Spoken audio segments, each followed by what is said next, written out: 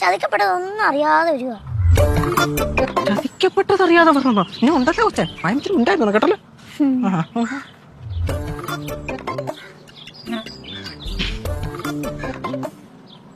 ആ നല്ല എന്താണ് രാവിലെ വേറെ പരിപാടി ഒന്നും ഇല്ലായിരുന്നോ? രാവിലെ ഇങ്ങോട്ട് ഇല്ലല്ലോ ഉണ്ടായിരുന്നു. എവിടെ കേട്ടെന്നെ വന്ന.